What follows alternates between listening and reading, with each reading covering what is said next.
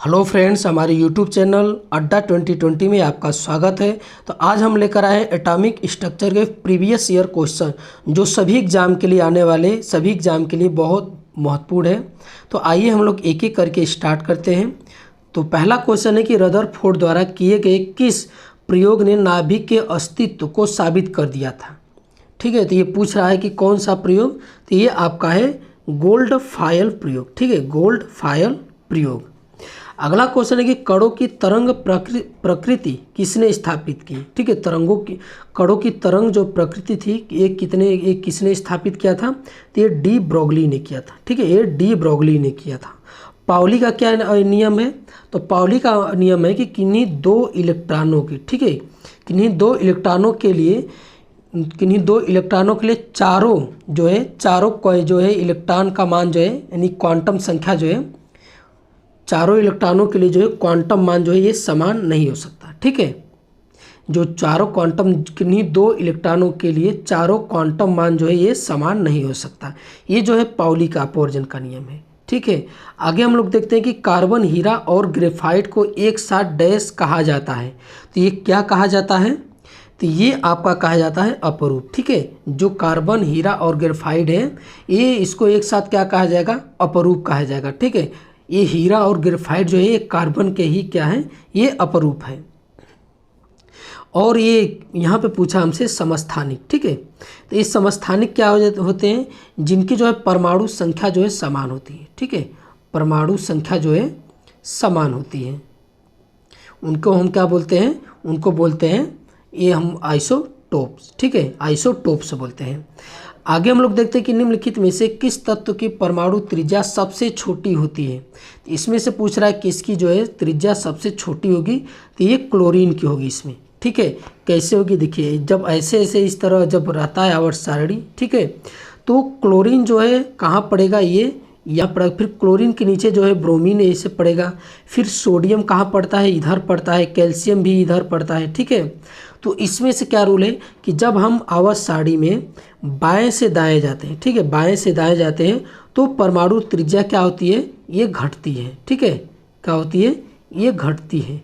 और जब हम ऊपर से नीचे आते हैं तो क्या होता है, ये बढ़ती है। ठीक है, क्या होती है, ये बढ़ती है। तो देखिए क्लोरीन कहाँ है, यहाँ पर है, और इसके नीचे ब्रोमीन है, तो मतलब ब्रोमीन का क्या हो गया, त्रिज्या बड़ी हो जाएगी। और इधर से जाने पर क्या होती है, घटती है।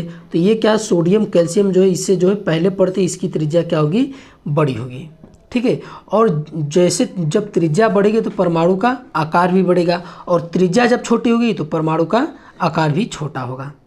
तो कौन सा सही हो जाएगा इसमें, ये क्लोरीन। ठीक है, आगे हम लोग देखते हैं कि C16 एक अणु है जिसमें डैश के रूप में व्यवस्थित 60 कार्बन परमाणु होते हैं। ठीक है, तो इसमें व्यवस्थित जो है क्या होते हैं, तो इसमें होते हैं 12 पंचभुज, ठीक है, और 20 जो है खष्टभुज होते हैं। ठीक है, तो ये आपका ऑप्शन सी हो जाएगा। ये एकदम जो है इसको रट्टा मार लीजिए। ठीक है, ये याद करने वाला क्वेश्चन है कि C60 जो ये अणु है, ठीक है, इसका स्ट्रक्चर 12 पंचभुज बनते हैं और 20 जो है खष्टभुज बनते हैं इसमें। आगे कि एक मेथेन अणु में कितने परमाणु होते हैं। ठीक है, तो कितने होते हैं, ये 5 होते हैं। ठीक है, CH4, 4 हाइड्रोजन के 1 कार्बन के। आगे हम लोग देखते हैं कि मैग्नीशियम का संयोजी इलेक्ट्रॉन निम्नलिखित में से किस कक्षक में होता है। ठीक है, तो किस कक्षक में होता है, तो ये M कक्षक में होता है। कैसे होता है, देखिए मैग्नीशियम का कितना होता है, 12, तो इसको हम कहते हैं 2 8, ठीक है, 2, मतलब कि ये होता है कि देखिए 2 8 8 18 18 32 32, ठीक है, ये होता है। और इसके हम लोग कैसे प्रदर्शित करते हैं, KLM, ठीक है, N, तो ये जो है कि देखिए KLM, ठीक है, तो M कक्षक में क्या है, 2, ठीक है, दो इलेक्ट्रॉन जो है M कक्षक में पड़े हैं, तो इसलिए M कक्षक हो जाएगा। आगे हम लोग देखते हैं कि Na2O में कौन से आयन अवस्थित हैं। ठीक है, तो देखिए A2 है, ठीक है, Na2O, तो O पर कितना हो जाएगा, -2 हो जाएगा, और एक पर A प्लस हो जाएगा। ठीक है, तो ये आपका क्या हो जाएगा, Na- और O पर 2-। ठीक है, ये आपका नहीं, ये नहीं होगा, ये वाला आपका सही हो जाएगा। ठीक है, ये आपका Na+ और O पर 2-, ये आपका सी सही हो जाएगा। आगे हम लोग देखते हैं कि नीचे दिए गए तत्वों में जो है कौन सा समूह एक इलेक्ट्रॉन का लाभ प्राप्त करता है और अपनी वाह्यतम कोश को जो है पूर्ण कर सकता है। ठीक है, तो इसमें से हमसे पूछ रहा है। तो देखिए फ्लोरीन का जो है लास्ट में कितना होता है, फ्लोरीन। ठीक है, तो ये आपका देखिए 7 हो जाएगा इसका भी। और ये क्लोरीन के भी लास्ट होता है और इसका भी होता है, हीलियम का नहीं होता है। ठीक है, हीलियम का हाइड्रोजन हीलियम का जो है पूर्ण होता है। तो हाइड्रोजन को एक इलेक्ट्रॉन चाहिए, क्लोरीन को और फ्लोरीन को चाहिए। ठीक है, तो कौन सा है, तो एक बार फ्लोरीन, क्लोरीन और हाइड्रोजन। ठीक है, ये ऑप्शन आपका डी सही हो जाएगा। आगे हम लोग देखते हैं कि कार्बन के अणु एक साथ ग्रेफाइट में निम्नलिखित में से किस बंधन में जो है होते हैं। ठीक है, तो ये किस बंधन में होते हैं, तो ये आपका सहसंयोजी बंधन में होते हैं। ठीक है, सहसंयोजी बंधन में होते हैं।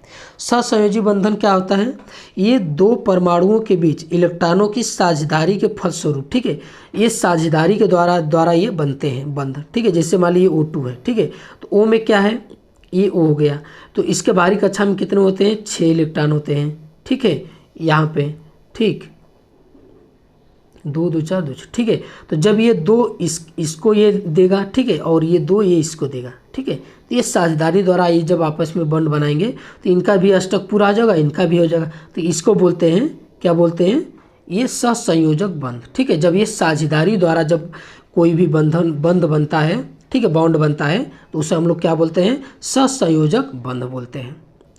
आगे हम लोग देखते हैं कि कार्बन नैनो ट्यूब निम्न में से किस संरचनात्मक परिवार का सदस्य है। ठीक है, कार्बन नैनो ट्यूब तो किसका है, तो ये आपका फ्लोरीन्स। ठीक है, फ्लोरीन्स का है।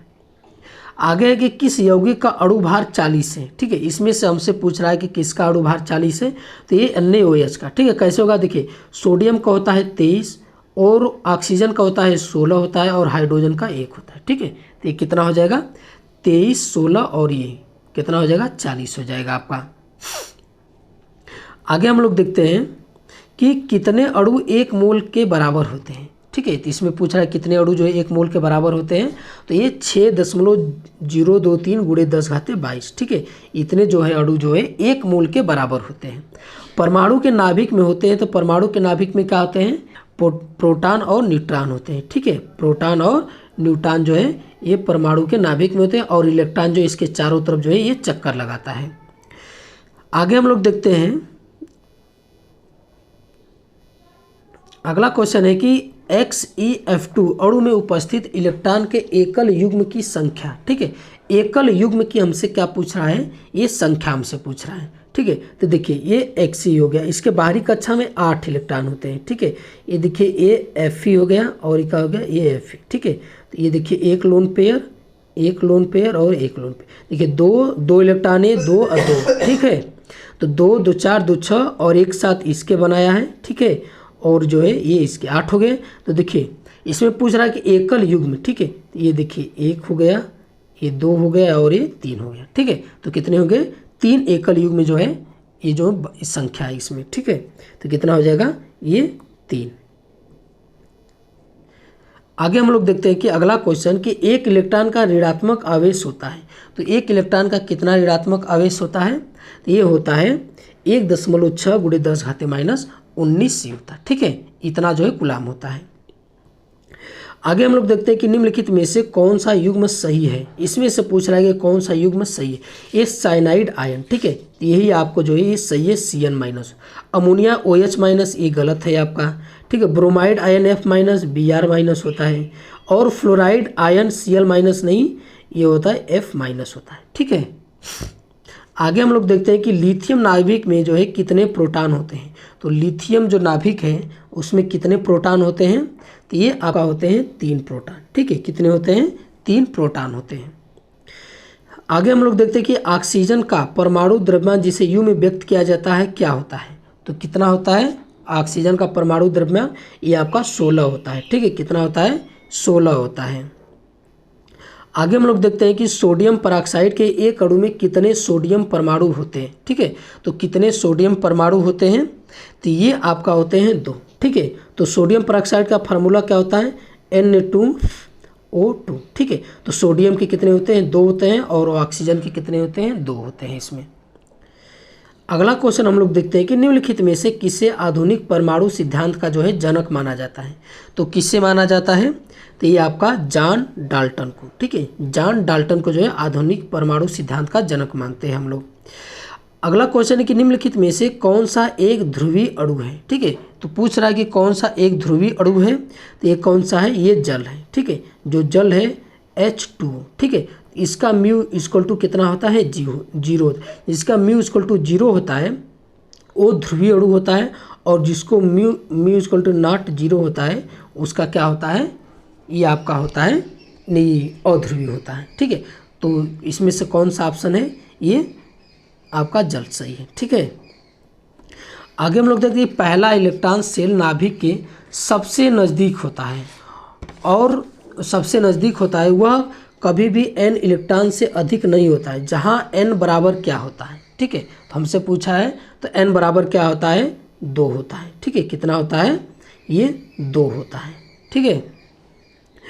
अगला क्वेश्चन है कि यदि एक परमाणु के केंद्रक के आकार की तुलना एक क्रिकेट गेंद से की जाए तो परमाणु की त्रिज्या लगभग कितने किलोमीटर के बराबर होगी, ठीक है। तो कितने किलोमीटर के बराबर होगी, ये 5 किलोमीटर के बराबर होगी, ठीक है, 5 किलोमीटर के बराबर होगी।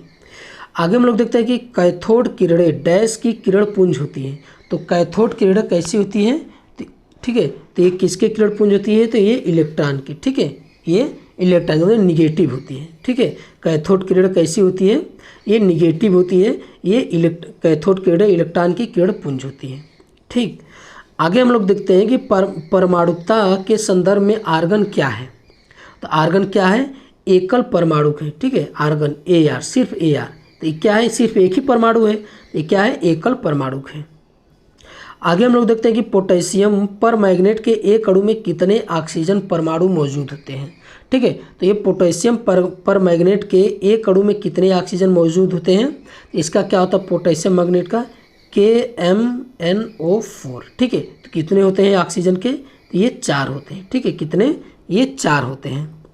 आगे हम लोग देखते हैं कि काम्पटन प्रभाव निम्नलिखित में से किसमें होता है, ठीक है। तो ये काम्पटन प्रभाव जो है ये किसमें होता है, तो ये एक्स किरणों में होता है, ठीक है, किसमें होता है, ये एक्स किरणों में होता है। आगे हम लोग देखते हैं कि डाल्टन के परमाणु सिद्धांत के अनुसार परमाणु छोटी पूर्ण संख्याओं के अनुपात में मिलकर डैश बनाते हैं। तो क्या बनाते हैं, तो ये बनाते हैं यौगिक, ठीक है। जो परमाणु जो है छोटी पूर्ण संख्याओं के अनुपात मिलकर क्या बनाते हैं, ये यौगिक बनाते हैं। अगला क्वेश्चन है कि तांबे की परमाणु संख्या कितनी होती है। तांबे की कितनी होती है परमाणु संख्या, ये 29 होती है, जिसे हम लोग Cu से जो है ये प्रदर्शित करते हैं हम लोग, ठीक है। अगला क्वेश्चन कि निम्नलिखित में से कौन समभारिकों की जोड़ी का एक उदाहरण है, ठीक है। तो इसमें सबसे पूछ रहा है समभारिक, ठीक है। समभारिक का मतलब कि जिसकी परमाणु भार जो है ये समान होते हैं, परमाणु क्रमांक अलग अलग हो लेकिन परमाणु भार जो है ये समान हो। तो कौन सा है इसमें से, तो ये आपका है कैल्शियम, ठीक है। कैल्शियम और आर्गन, देखिए कैल्शियम और ये आर्गन, तो आर्गन का होता है 18 और कैल्शियम का होता है 20, और ये इसका परमाणु भार कितना होता है, दोनों का ये 40 होता है। तो 40-40 क्या है, ये सेम है, ठीक है। आगे हम लोग देखते हैं लिथियम का परमाणु भार क्या होता है, ठीक है। इसमें से हमसे पूछ रहा है कि लिथियम का जो है परमाणु भार कितना होता है, तो 6.94 होता है, ठीक है, 6.4 AMU ग्राम पर मोल होता है। AMU का मतलब होता है एटॉमिक मास यूनिट। ये आपसे एग्जाम में पूछ सकता है इसका फुल फॉर्म कि AMU का फुल फॉर्म क्या होगा, तो एटॉमिक मास यूनिट। अगला क्वेश्चन हम लोग देखते हैं कि अलग अलग तत्वों के परमाणु जिनकी परमाणु संख्या अलग हो लेकिन द्रव्यमान संख्या समान होती है, तो उन्हें हम लोग क्या कहते हैं, तो उसे हम लोग क्या कहते हैं, तो ये समभारिक कहते हैं, ठीक है। समभारिक कहते हैं, द्रव्यमान संख्या जब समान हो तो समभारिक कहते हैं, और परमाणु क्रमांक जब समान होता है तो उसे हम लोग क्या कहते हैं, समस्थानिक कहते हैं, ठीक है। आगे हम लोग देखते हैं कि डैश, अब हमसे पूछ रहा है कि डैश ठोसों का निर्माण आयनों तथा धनायनों की त्रियामी व्यवस्थाओं के द्वारा होता है जो शक्तिशाली कुलम्ब यानी विद्युत स्थैतिकी बल से जो है बंधे होते हैं। तो कौन सा होता है, तो ये आयनिक होता है, ठीक है, ये आयनिक होता है। जो ठोसों में जो है निर्माण करते हैं ऋणायन और धनायन के, ठीक है, त्रियामी व्यवस्थाओं जो है व्यवस्था द्वारा होता है, और इसमें जो है ये कौन सा बल होता है, तो ये आयनिक बल होता है। ठीक है, ये आयनिक बल होता है। आगे हम लोग देखते हैं, ये आगे है कि एक परमाणु के केंद्र का धनावेशित हिस्सा क्या कहलाता है। तो क्या कहलाता है, तो ये आपका न्यूक्लियस कहलाता है। धनावेशित जो हिस्सा होता है तो ये आपका क्या कहलाता है, तो ये न्यूक्लियस कहलाता है।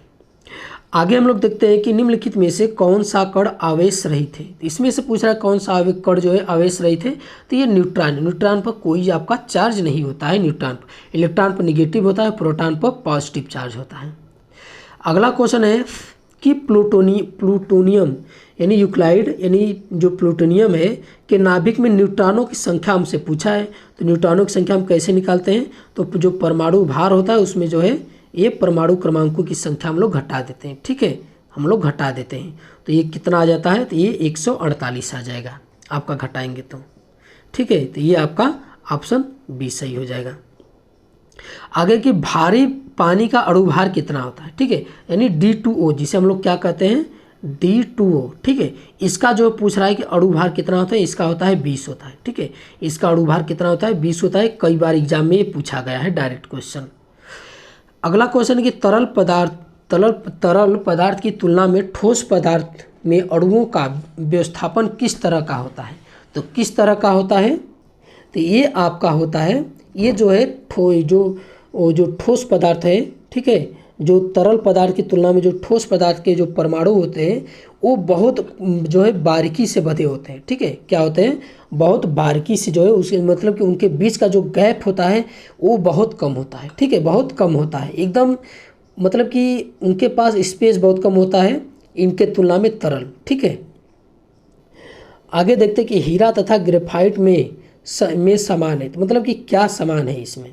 ठीक है, हीरा और ग्रेफाइट में, तो ये क्या है, परमाणु भार। ठीक है, इनके जो परमाणु भार है वो एक समान होती है। बाकी जो है हीरा का होता है sp3 होता है और ग्रेफाइट का होता है sp2 इसकी संरचना। ठीक है, और आज का लास्ट क्वेश्चन है कि किस तत्व की परमाणु संख्या 31 होती है। ठीक है, तो किस तत्व की परमाणु संख्या 31 होती है, तो ये आपका होता है गैलियम। ठीक है, जो गैलियम है इसकी परमाणु संख्या कितनी होती है, ये 31 होती है। और बोरान का कितना होता है, 5 होता है। और एल्यूमिनियम का कितना होता है, 13 होता है। ठीक है, एल्यूमिनियम का कितना होता है, 13 होता है। तो ये जो है प्रीवियस ईयर एग्जाम में पूछे गए सब क्वेश्चन एटॉमिक स्ट्रक्चर के। तो ये आज का हमारा वीडियो कैसा लगा, अच्छा लगा तो हमारे चैनल को सब्सक्राइब कीजिए और अधिक से अधिक शेयर कीजिए। देखने के लिए बहुत बहुत धन्यवाद।